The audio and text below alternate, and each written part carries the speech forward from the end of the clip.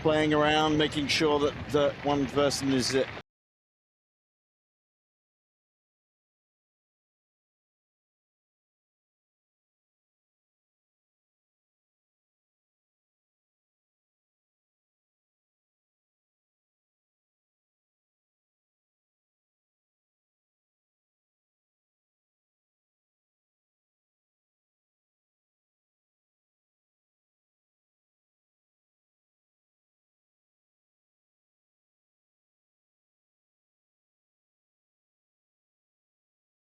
Look at that, absolutely beautiful. If you want to come here and ride, there is a huge bike park that covers a lot of this ground where Capoliveri, the Capoliveri Hero Race is taking place. Italy, unsurprisingly, forming the vast majority of the professional riders, or the elite riders, I should say. Start list over 50%, 54% of the elite riders are from Italy. Germany with 11.5%. Switzerland at 9.4%. France has 4% of the riders, and so does Spain. So those are the big players here. Proportionately, it's really interesting to see that there are riders, especially in the men's elites, from Colombia and Belgium, that only make just over 1% of the elite riders, but they're right up there at the top.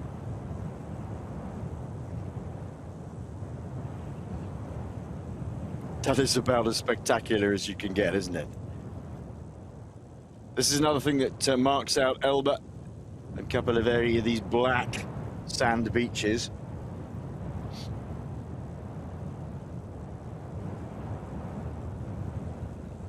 And they'll be very pleased that there isn't too much of a howling gale coming across there today. Just enough to keep you a little bit cool, give you some respite.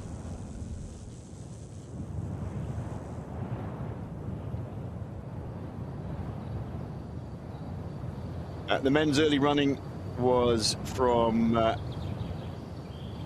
Gioele de Cosmo, running for Kenda.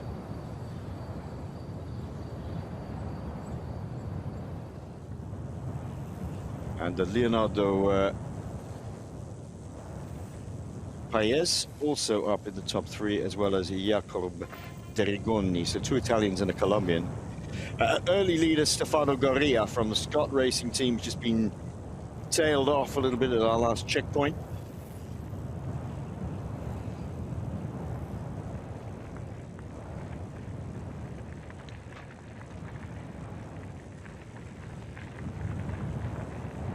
The riders who weren't featuring particularly highly, or not doing very well at all,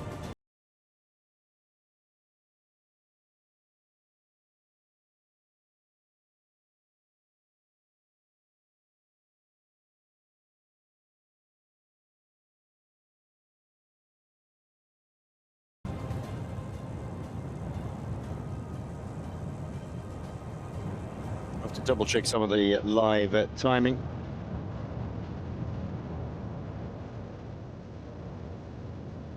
But Alman looking though, he's way off the pace at the moment.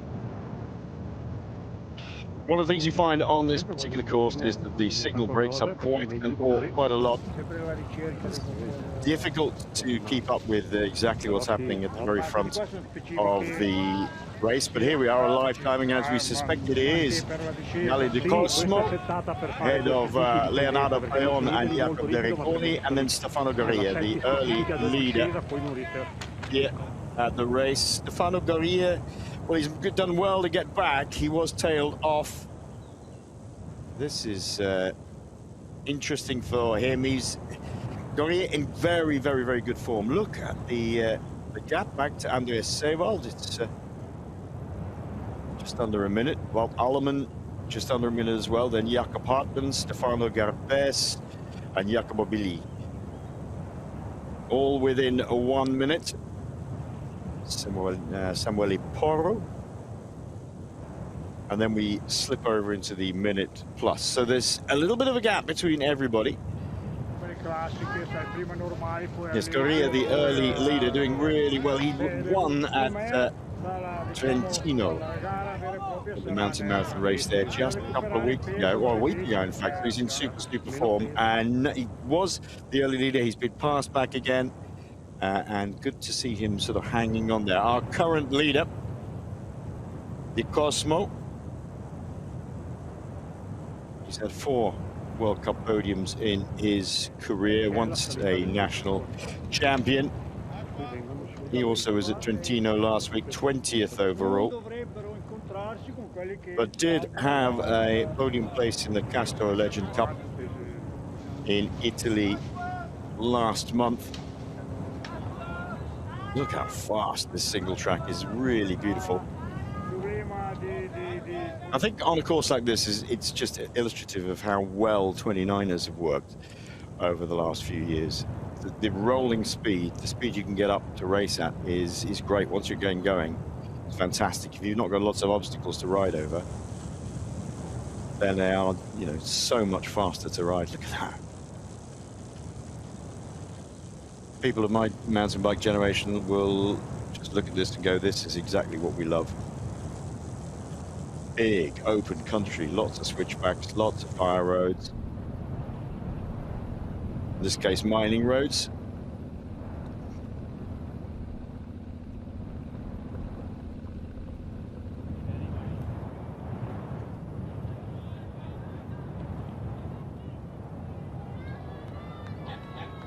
Cosmo leads them through.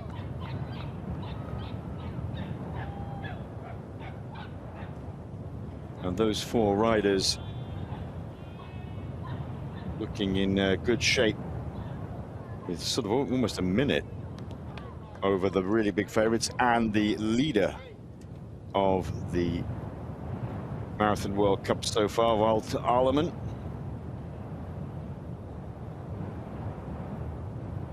Stefano Goria, 4th in that group, started 7th overall this morning.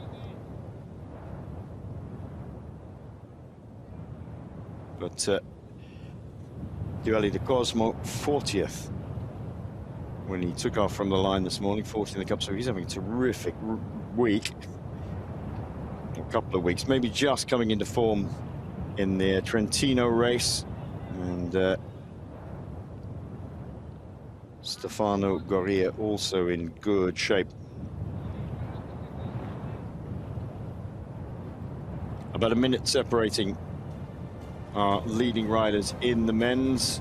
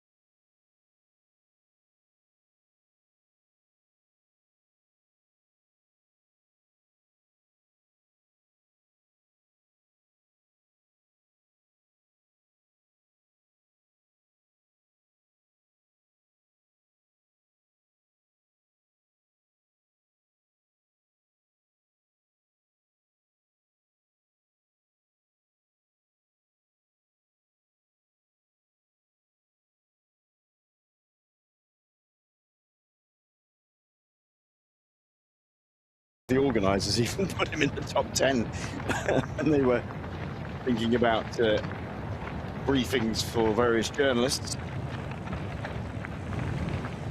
there's just nowhere to go. Once you're locked into this single track, you've just got to hang on. If you've got the power and the fitness and your form is good here, once you've got the position, that's it. Passing places are very, very limited. If somebody's going to put the hammer down, they will do it on this sort of single track.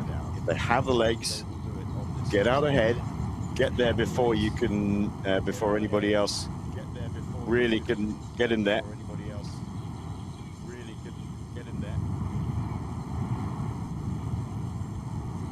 Our leading group, Stefano Goria and the Cosmo. Three Italians leading this race. Unsurprisingly, I think, because we're not very far off the coast of Spain here. Elba.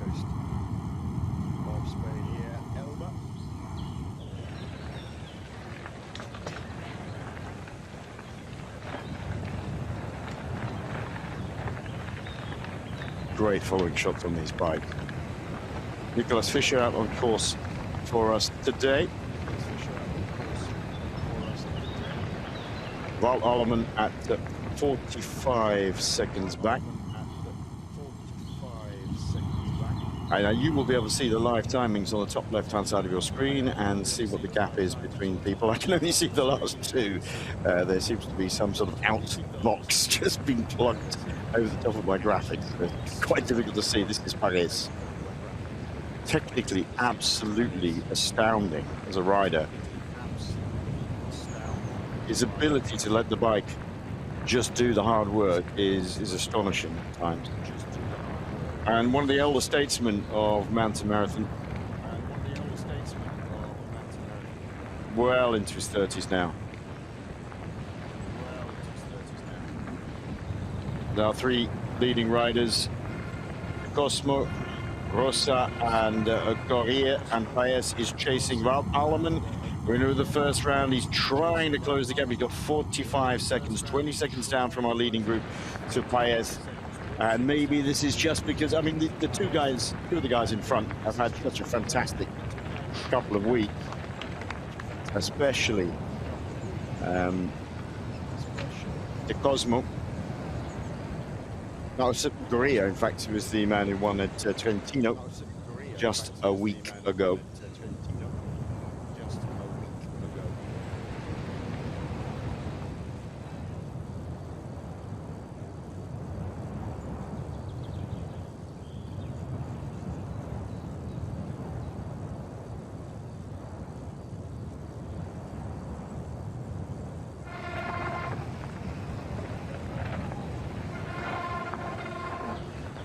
Difficult for the camera bikes to follow these guys as well. Doing well to keep two riders ahead of it in shot.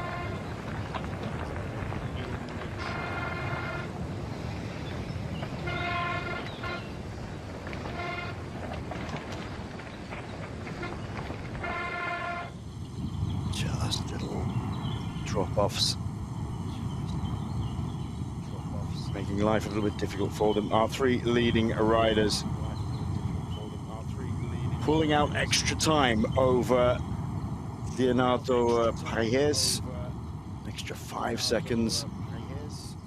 And Wout Alleman now slipping back to 1 minute and 10 seconds. Remember, it's all about the points you can gather in this. So even if you're not going to be on the podium and everybody wants to win, Alleman won here last year. Terrific crowds going out. Here comes Paes, still chasing hard. Second, Jakob Dorigoni third, and here Colombia. A former world champion, multiple winner of Dolomites, and a big altitude trainer, the one everybody looks up to. If you want to be the rider in the high mountains, this is the man to look up to. I think he knows he's on a roll today. I think he knows he's in good shape. And he'll want to be, because the round after this is in Andorra, and that will suit him an awful lot more.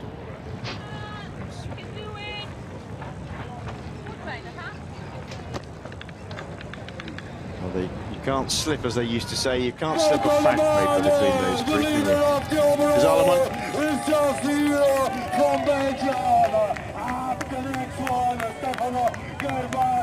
Whilst Alleman being marked. Fabian Rabensteiner at the back there in the blue jersey. Just hanging onto the wheels. Rossa leads.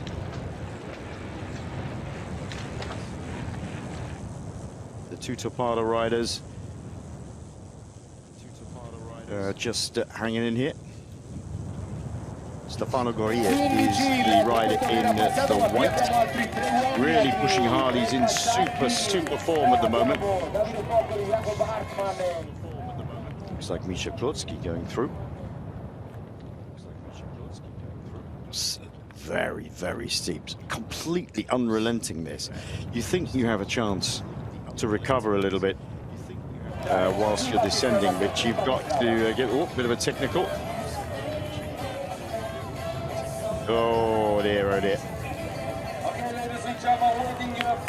Once you've lost the momentum, it's hard work. Yeah, you think you've got time to recover on some of this single track downhill, but you've got to keep your wits about you, and it's mentally tiring to do so.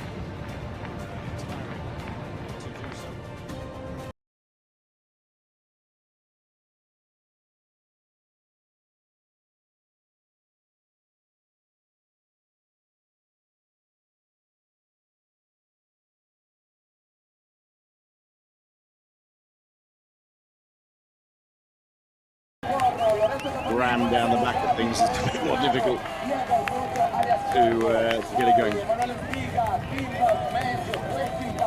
Oro going through. Ika going through. Nice, look at that. British champions jersey.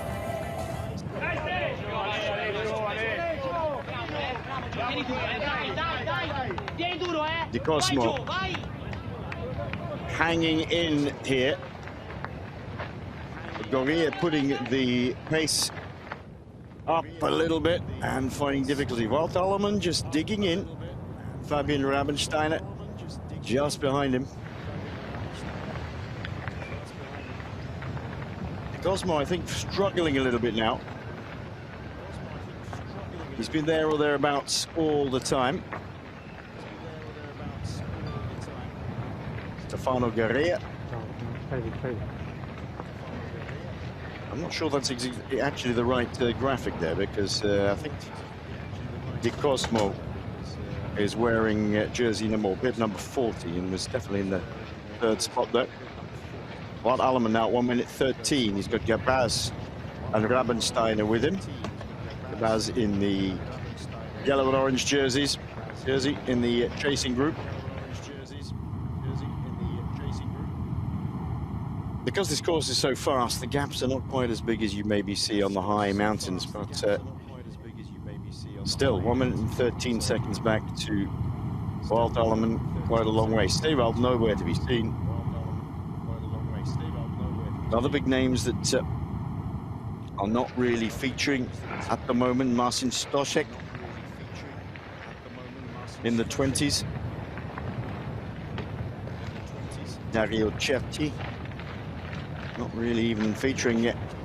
Eska Levenson-Alai, fourth in the first round, is way off the pace, and the man third on the podium last round, David Valero Serrano, is suffering as well, way back off the pace of even Wout Alleman. Andres Seval will be most disappointed. The European champion, you saw him early on. This is Payet. Pushing.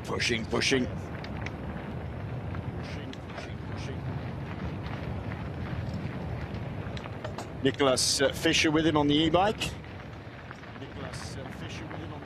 And hopefully we'll be able to throw to Nick at some point, just to get the feel of what's going on there. These riders are quite used to these camera bikes being there now. It's fantastic technology. It's amazing how things have come on. This is the sort of holy grail of mountain bike television coverage. Back in the day, it was always very, very difficult. If you remember putting in those, if you're old enough to remember putting in old VHS tapes of mountain bike events in the States and around Europe, it was a real edit together with multiple fixed cameras. But now all this footage is being relayed by 5G, and you're able to see how people are riding on the road, on the road and off-road. See how they're suffering. They get really immersed in the action, which is what everybody would always wanted to have done, but we just didn't have the technology until the last, well, even the last 2 or 3 years. It's come on in leaps and bounds. Nick Fischer then following Leonardo Paes, fourth.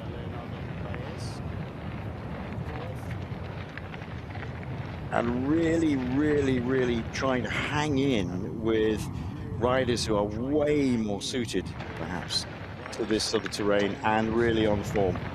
Can you hear me?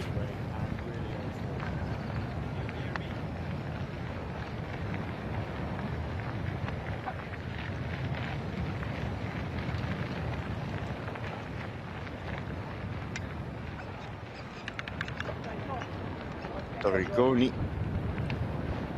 on the wheel of Stefano Goria. Goria in the white, Dorigoni in the bluey purple behind, ready for Topado. It's a great ride by him.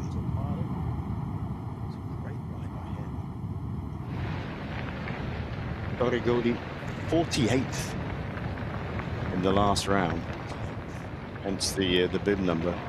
These two riders really riding into form in the middle of this year. Chasing group at 1:55. Paes at now at 1 minute and 10 seconds. De Cosmo just dropping off the pace. He's 25 seconds down. So it's down to these two riders now.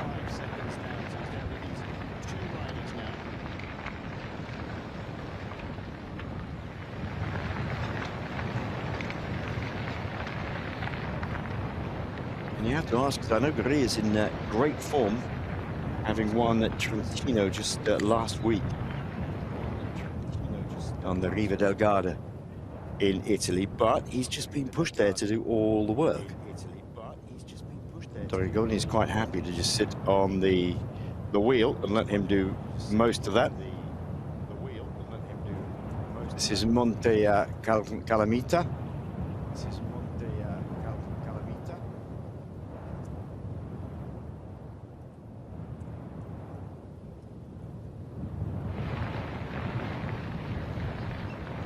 Brilliant, brilliant shot. Sorry about the breakup, but it's good to have the shots anyway. There are live timings on the left-hand side. The Allemann-Wabensteiner group, long, long way down, 1:55.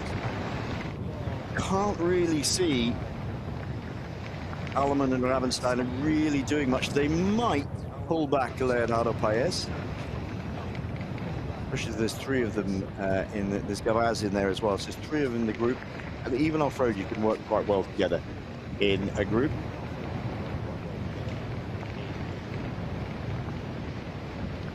Dorigoni using his extensive road riding experience to just sit in behind Goria.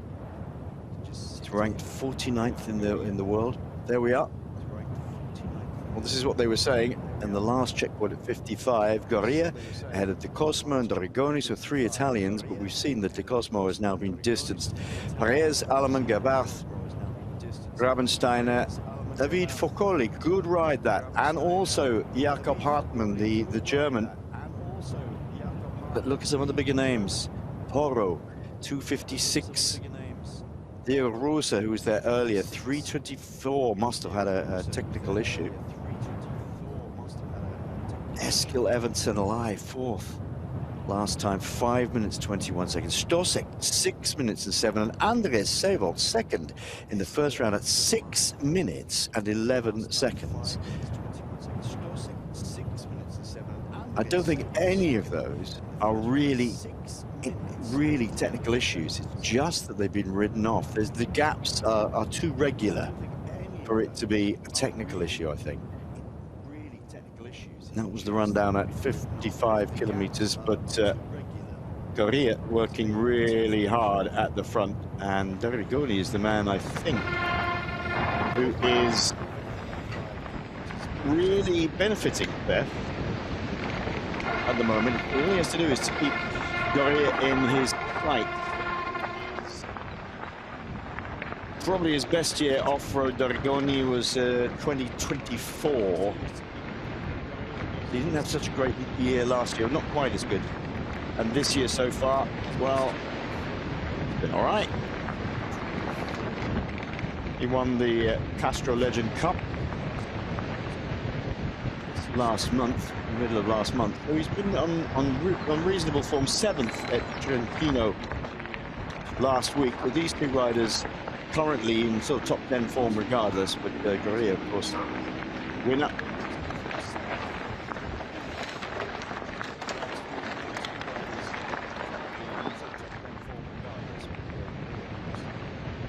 As our World Cup leader, Aleman, in that red jersey of overall points leader. United to Cosmo, 20 seconds down on our leading two riders. Leonardo Perez has pulled 5 seconds or so back. And then 2 minutes down to the chase group. And Aleman will be attempting to not lose any more time. This is the big thing now. Not going to win the race, but he needs to keep maintaining points. He's okay at the moment. You won't know what the gaps are behind, but the riders who were challenging him in Calpe, Andres Sebal, Valero, Eskil, Evanson Lai, Samparisi and Stoshek, they aren't featuring in the top 10 at all. They're miles behind. However, Stefano Goria started the race 7th overall and is doing his chances of moving up into the top 3 no harm whatsoever. Super course. Look at this. It's a shame that the breakup is just a little bit too much to see just how technical some of this stuff is. But magnificent countryside to be riding in. You can come here, like so many of the European islands now, they're set up for mountain biking, they're set up for road riding as well, but here the bike park is spectacular. It's all this sort of stuff. Brilliant. Oh, foot down, Rui, don't overcook it. He's trying as hard as he can, there's no doubt about that. Little pump down into the drop there. There have been riders in the past who love to get a bit of air just over those little jumps, but you know what? There's still a whole group of people who want to push that front end down and keep both wheels on the deck as much as possible. Cosmo, 20 seconds. No more time lost by Leonardo Paez. Stefano Goria here at the front, riding for Scott Racing. Dorigoni, in the jersey of Portado. Still following Goria. He's got the bit between his teeth, that is for sure.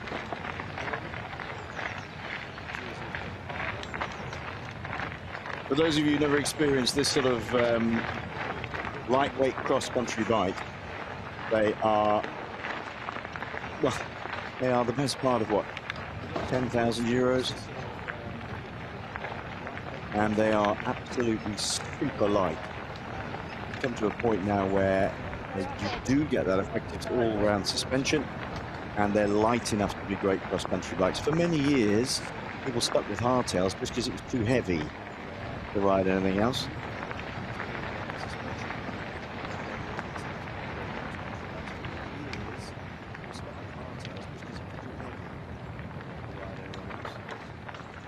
Bishop following Wout Aleman. Now, who's he caught there?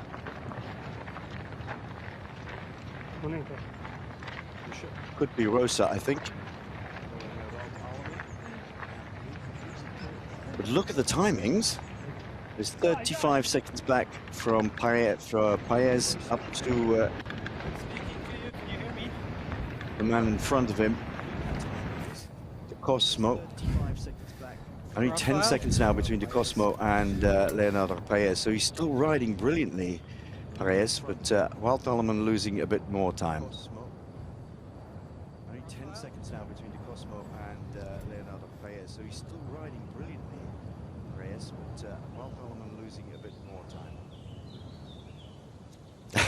Nice bit of bird song in the background. Just shows. It's Fabian Rabensteiner, isn't it? Yep, Rabensteiner on the wheel of Arleman. So Gapes has been distanced. Okay. Good ride by Rabensteiner. I'm currently behind Wout Allemand. He is the leader of the series. Won in Alicante. Just goes to show, as soon as you get within that sort of scrub, he's a little bit the wind back. is knocked off. He is on and position 5 for a or rider, 6. But he really you get this gets stronger open and sort stronger of spatial as the race gets feeling. longer. Suddenly enclosed, you're So I suddenly think maybe he enclosed can with move up a little bit vegetation. more. The temperature goes Maybe up. 1 or 2 positions. It's a completely different But, riding experience. Yeah, as you can And see, for some riders that's to the fine. Other conditions, riders it it's like sort of super throws dry. you. You've got to get used to It's this warm. It's no sheltered wind. And situation where race there's was like no super cooling fast, breeze coming especially in. the Suddenly the first 20 temperature's to going up. 25Ks was super fast. The sounds and, So the group already split it sights up around in you the are first completely different, and then you get back kilometers. into the open again. That's why we have that situation now, and they really have to charge hard to get back to the Wout front. Allemand, the Belgian rider who was really battling hard with Andres Seewald in the first round in Calpe.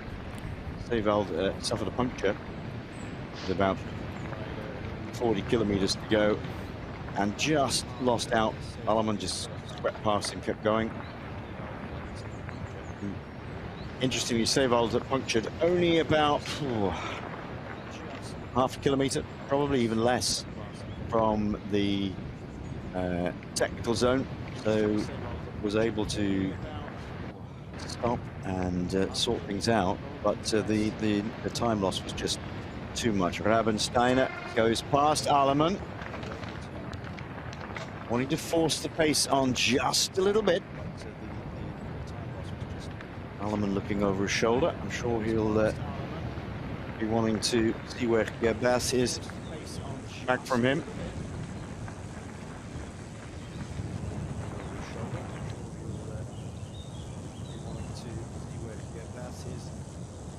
It's really about consistency in this cup. It's a long process.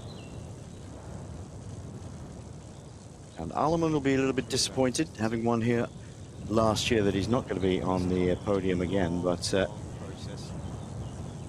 it's about managing to keep things all under control.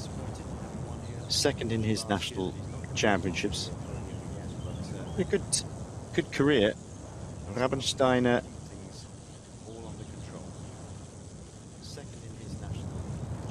certainly was a bit more of a force a few years ago, maybe coming back into form. Maybe he's always been there or thereabouts, but 23, 24, 22, he was pretty much right up there. Really hasn't ridden at all this year. We haven't seen him in this country riding, so it's good. He did ride Cape.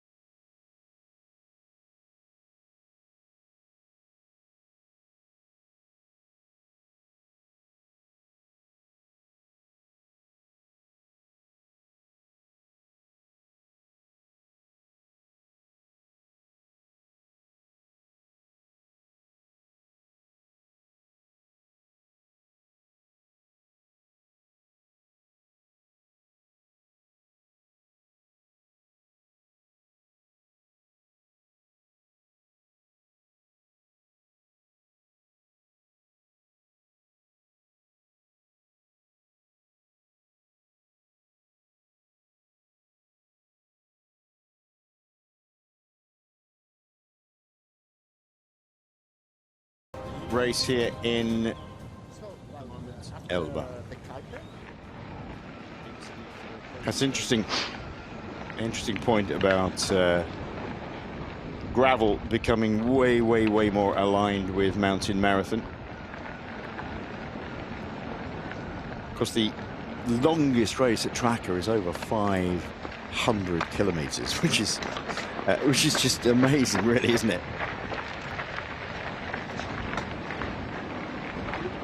I have to say a big shout out, by the way, to my old colleague and friend from the Gralic gravel race, Maddie Nutt.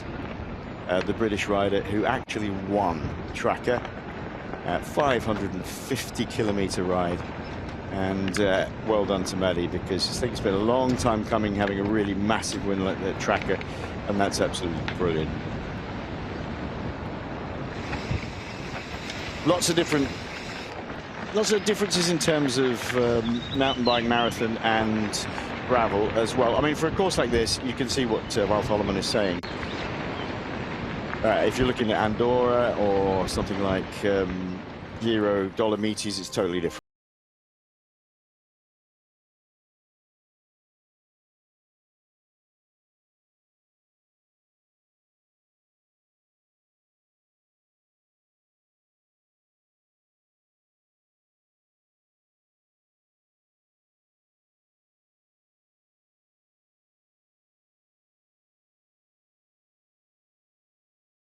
Cosmo still hanging in there, riding by himself.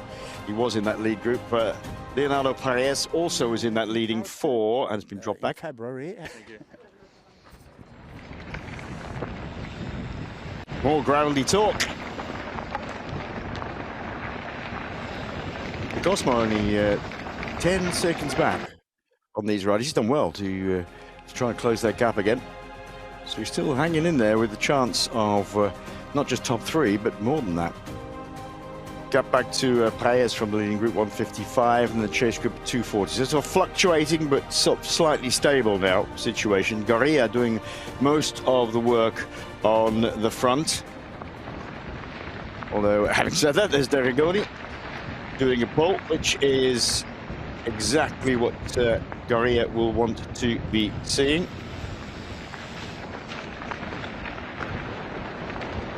He's swapped from road to mountain bike and back again. Dorigoni, who's always been riding for the Torpedo squad in one way or another. Started off with the Südtirol international team, and it's been Torpedo Factory and Torpedo Kenda, but always riding their bike.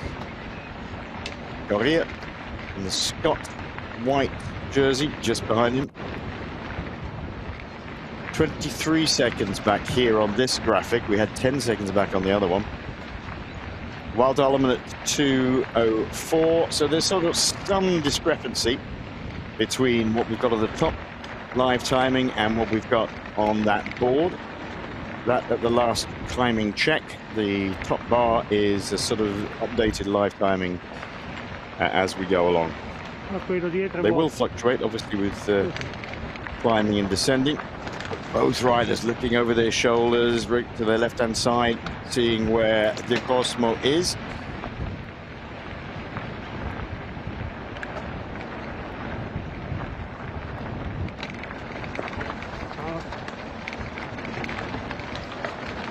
They really are in fantastic shape, these two. Riding at Trentino, which is a very different course to this. Again, nowhere near as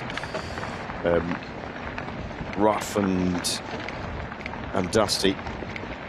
A magnificent single track type courses, and they're just pushing on. A little bit out the saddle for Dorigoni, wanting to stay on that wheel, never lose the wheel. As soon as you start losing somebody's back wheel, it just is the beginning of the end. Fighting back is much, much harder than just hanging in there. And even off-road, you're going to get a little bit of advantage hanging in behind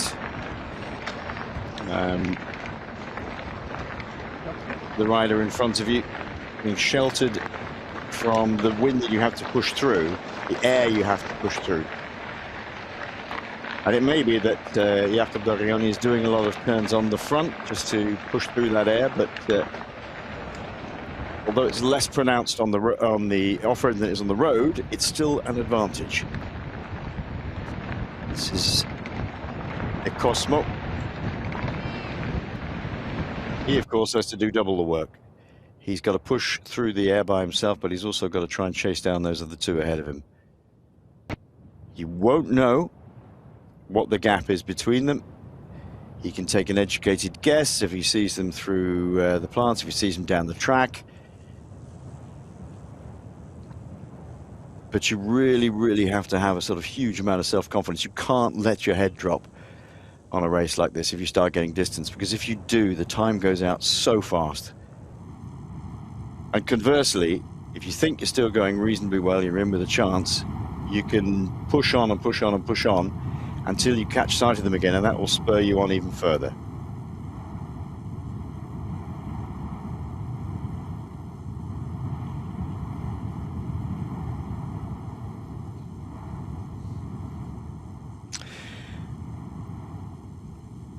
Well, I understand from some viewers that you joined us a little bit later. The first 7 minutes was dead air, unfortunately. Sorry for the technical issues on that.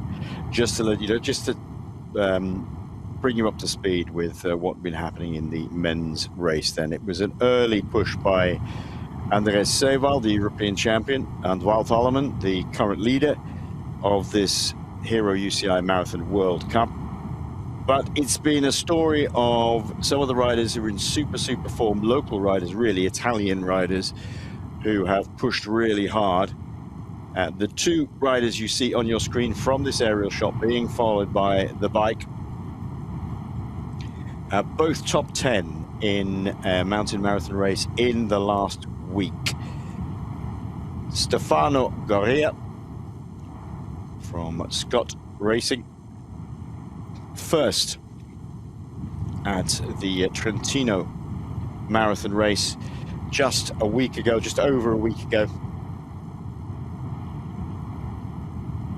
And the man with him is Jakob Dorigoni, former road pro, 7th in the same race, and also won the Castro Legend Cup the previous month. Both Italian races.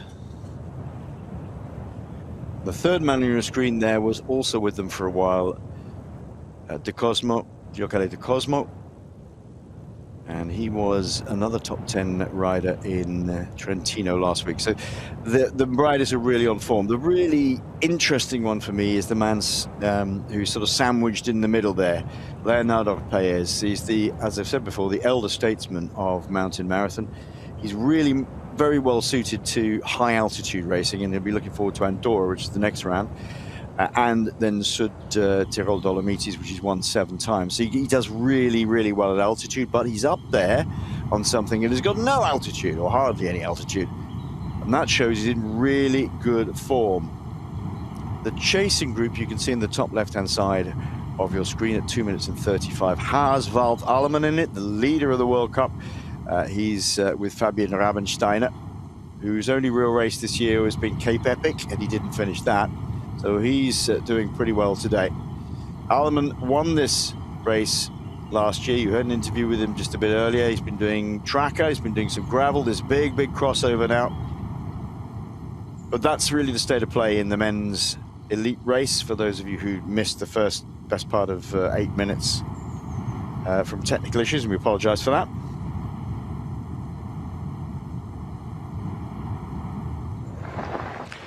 We're also hoping to bring you some sort of live input from Nick Fischer,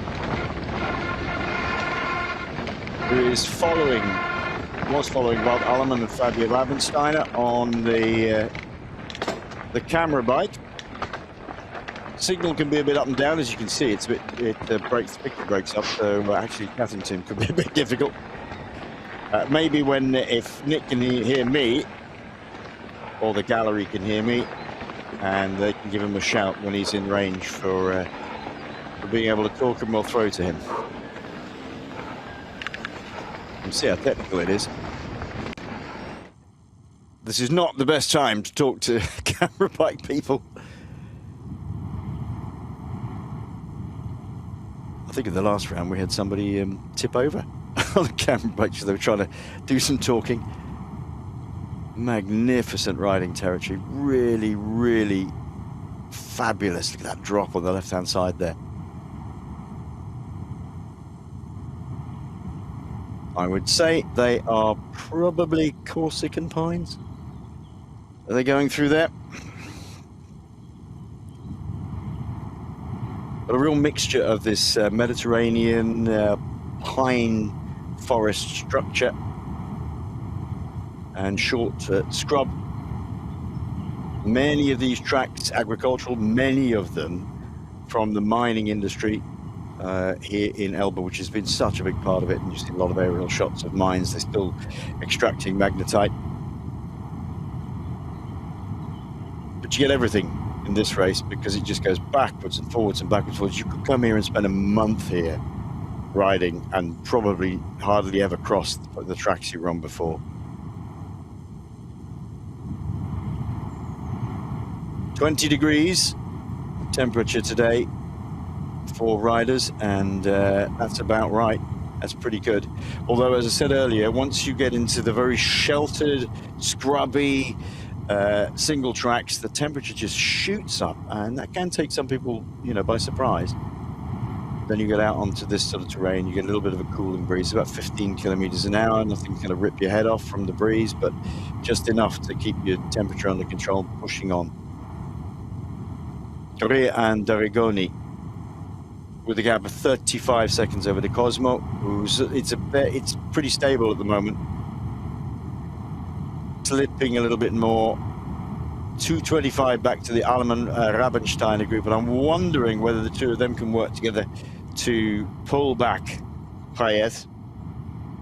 No chance of a podium for Paez or Rabensteiner, unless something drastic goes wrong up ahead. And we've seen that. Andreas Sewell in the last round was leading at Calpe and had a puncture. Didn't hand the race win to Allemann, but certainly made it a lot easier for him. Big riders not featuring at all, or big riders from the last round not featuring at all. David Valero, Eskil Evanselai, Nicolas Sampresi, Martin Stosek, they're nowhere to be seen. Samuel Iparo, all way down the field.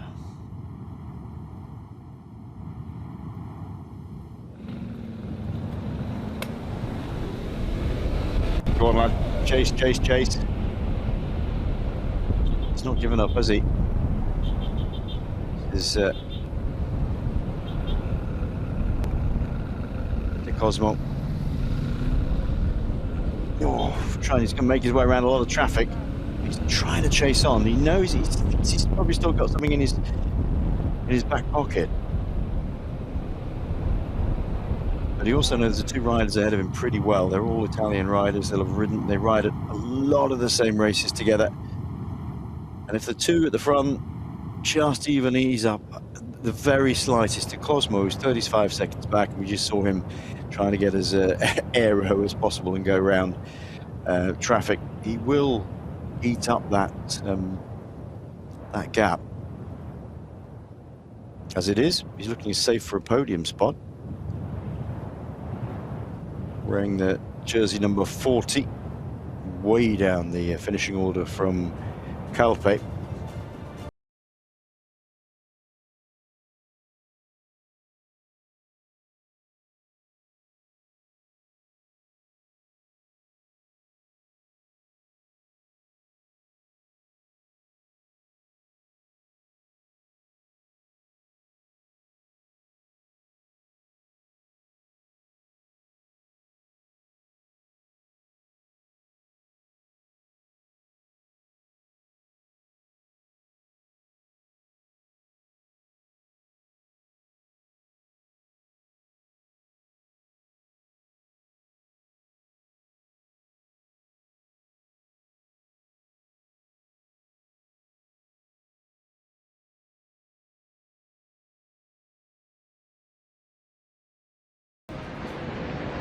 Back out on course with Leonardo Paez.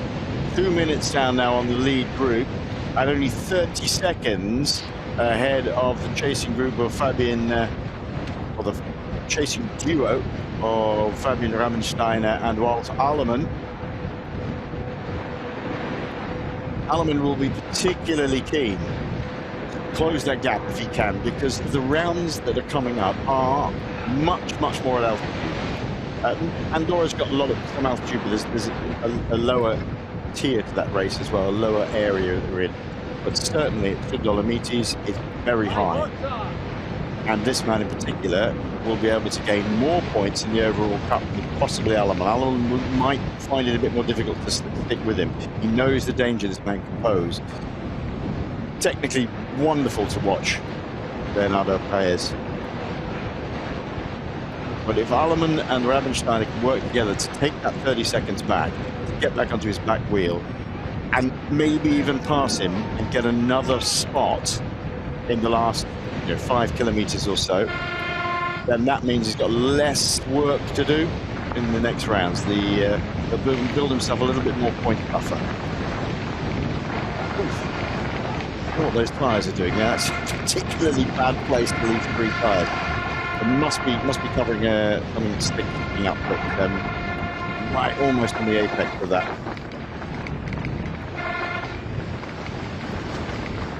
I guess Paes may think that there will be riders trying to track him down, but remember, if you're just watching this for the first time, mountain marathon, there's no radio contact, there's no team instructors.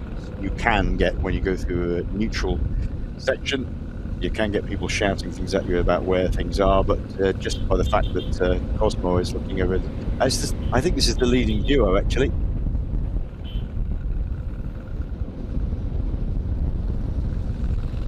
I think this is the 2 leading men, Dorigoni and Goria.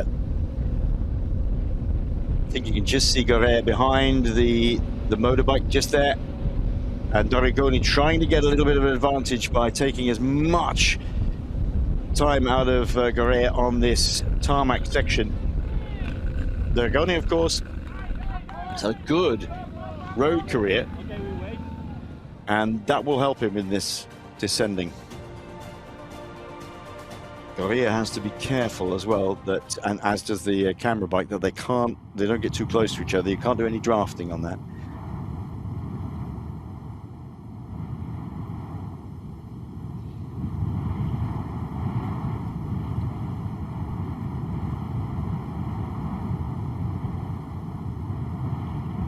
Well, I'd love to give you the absolute timings on the top left-hand side, but as I say, unfortunately, there's a black box obscuring the top end of that, and I can only tell you the last ones.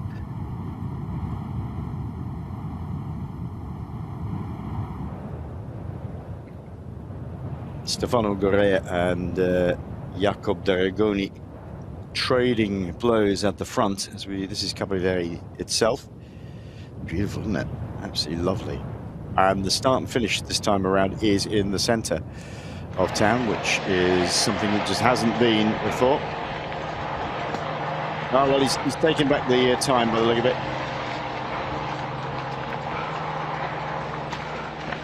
Goria managing to hold the pace of Dorigoni, and the two of them locked together once again. This hard going over this sort of surface into the outskirts of towns. There's often these big flagstoned areas. Two of them just knocking off the pace a little bit. Dorigoni, I think, just looking over his shoulder going, well, you know what, I'll give it a go there.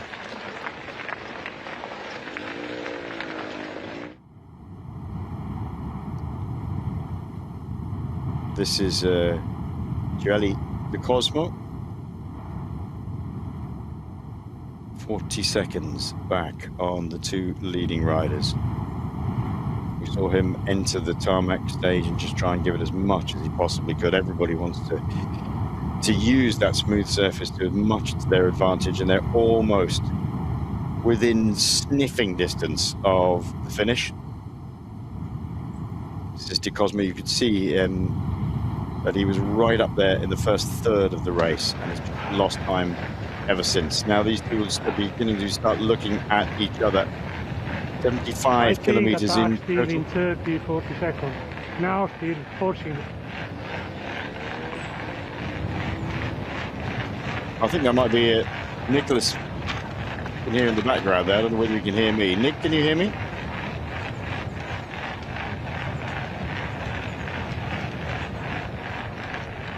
Nope. It is quite difficult communications out here. Amazing how the signal dropped in and out, but we've got really clear pictures. That's the main thing. As Goria sticks the hammer down as much as he can. It's not really that steep. It is steep, but that's just the angle of the camera.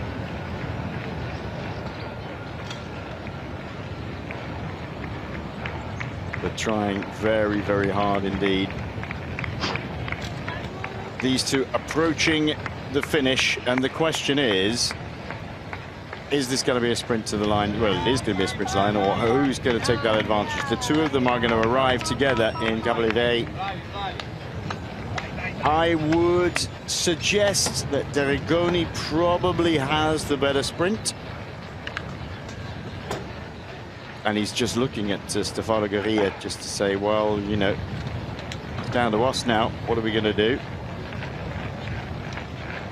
Here on the right-hand side in the white. Dorigoni nearest to the camera in the Tapado blue, and there he goes. It looks to me as though he's given the start of the sprint a little bit early. Goria is going to have to try and get right on that wheel straight away. We saw that Dorigoni is a little bit better on the tarmac. He has been sitting in for a lot of the time, and I think that's it. Goria is not going to catch it. He's not going to catch it. Decisive break. Decisive little kick. Running into the finish, he looked over. He saw that he was just sitting there looking at his front wheel. Thought, right, I'm going to go. All that experience, years of experience on road riding as well, have just given him that little bit of an edge. Now Goria is going to have to really motor, and I don't think he's going to get within the back wheel and striking distance of these two. Here it comes to the finish. Jakob Dorigoni grabs the Italian flag, takes first place here at Capoliveri. And Goria, Stefano Goria just pipped the line. He did most of the work. And in the end, it was tactical. And you saw Jakob Dorigoni just looking to his right, seeing what the form of his rival was, knowing that Goria has had a really, really good win in Trentino the week before, when Dorigoni himself was 7th. Here comes the Cosmo. Brave ride by the Cosmo, trying to keep the gap down over anybody chasing him. A good day for Tapado. Just 2 seconds separating Goria and Dorigoni. And there'll be an all-Italian lockout on the podium. Gioele de Cosmo takes 3rd spot, having been one of the real protagonists in the first third of the race.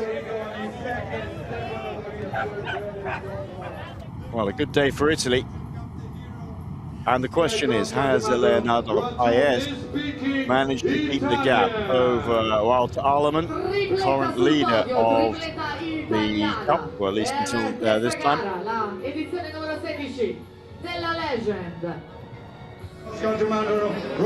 is speaking Italian. The man who's going to gain most from today, other than the winner, of course, is going to be Stefano Goria. Goria, who started 7th with a bib number 7 today. Will gain a few more points and just push himself up the rankings here in the Cup. Nice shot. Lovely shot.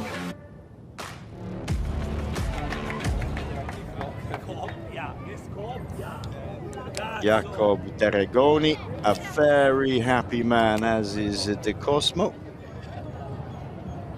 And a great result for the Tapado Kender FSA squad. 1st and 3rd, with Scott, represented by Stefano Goria, sandwiched in between the two of them. And you just had to think that it was going to come down like that in the end, didn't you? Because you could see Dorigoni looking over at him. He tried already once to get away, and he'd seen that Goria had a little bit of trouble keeping with him on the tarmac. This is Wout Alleman.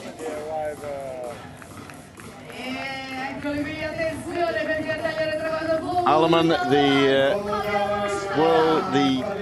Marathon World Cup leader going into this round, with Fabian Rabensteiner with him. We haven't seen Andrea Safiri, 4 minutes and 47 seconds in that champions jersey.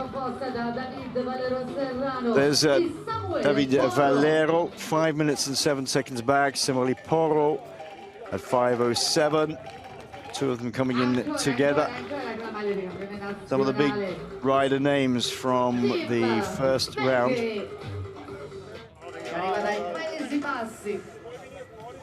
Tim Sminge from the Netherlands. As riders continue to sort of dribble in. Hard work today, very fast riding. And you can tell in that last 500 meters or so that this was going to be a sprint battle, and Dorigoni was going to be the one who instigated it, just looking across. And then he'd already tested the legs on tarmac of the rider he was with, Goria.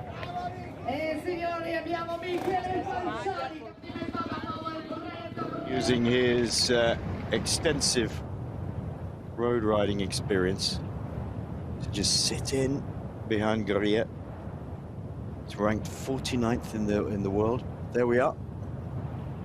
Well, this is what they were saying. And the last checkpoint at 55, Goria ahead of Cosmo and Dorigoni, so 3 Italians, but we've seen that Cosmo has now been distanced.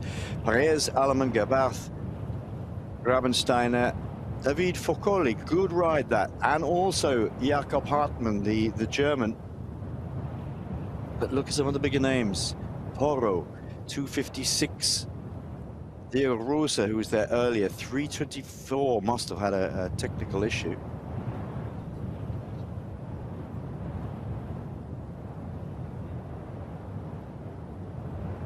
Eskil Evanson alive, 4th. Last time, 5 minutes 21 seconds. Stosek, 6 minutes and 7, and Andres Sevold, 2nd in the first round at 6 minutes and 11 seconds. I don't think any of those are really technical issues. It's just that they've been ridden off. The gaps are too regular for it to be a technical issue, I think.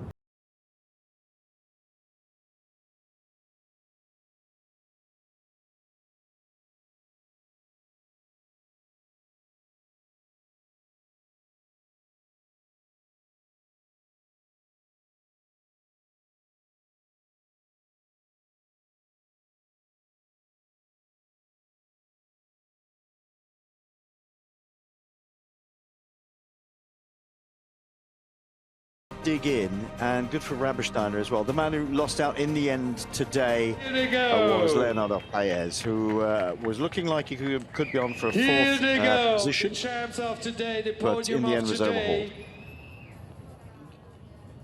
Jakob Dorigoni, okay. And starting off with the 3rd position, representing Italy, Gioele de Cosmo. The award good is to keep his 3rd spot place. Tremendous ride, did a lot of work early on, and then just suffered a little bit in the middle. Worked his way back up when he knew that he was going to be tailed off in the first 2. He couldn't stay with them, just got to dig in there. Big day here in Capoliveri. Congratulations. And now, ladies and gentlemen, the second place, representing Italy, Stefano Goria. All right. The prize is presented by Mr. Gabriele Rotellini, Councillor of the Municipality of Capoliveri and Stefano Goria, you have National Park. You have to take your hat off to him. He's had a great week riding in Trentino. to the top step and just missing out today. But Big hands for Stefano at the Goria. end, in that last 250 to 400 meters, you could see Dorigoni just a little bit more on it. The second round of the Hero UCI Marathon World Cup, representing Italy, Jakob Dorigoni. Congratulations. The prize is presented by Mr. Leonardo Cardelli, President of the City Council of Capoliveri, Elba. The cheering moment. The medal, ladies and gentlemen. Yes, an excellent win for Dorigoni, using all his road skills. You can see him cycling Goria out, checking him out, looking over towards him on that last 400 meters. For the champion of today, Jakob Dorigoni, 1, 2, 3 for Italy. Italy. Congratulations. And now, ladies and gentlemen, in honor to the winner, Jakob Dorigoni, we play the national anthem of Italy. I love this national anthem. Great.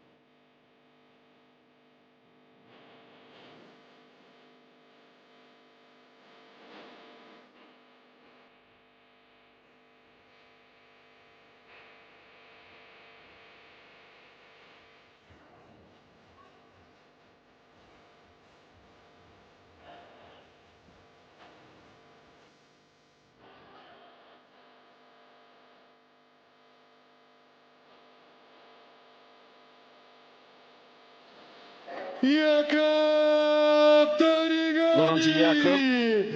the winner of today, Italy. Congratulations. And now, bubble time, ladies and gentlemen, directly from the podium of Capoliveri. Congratulations. Well, another great race. This was a very close, very good race. The podium complete from Italy. Fabian Rabsteiner as well. Day today. Coming in the top 10 and making a lot of the early running. One more picture. Dorigoni saying they ride as a team. Ladies and gentlemen, and clearly some tactics working out there, just whittling away at people, and that's been immensely successful for Tapado today. Well done to Dorigoni.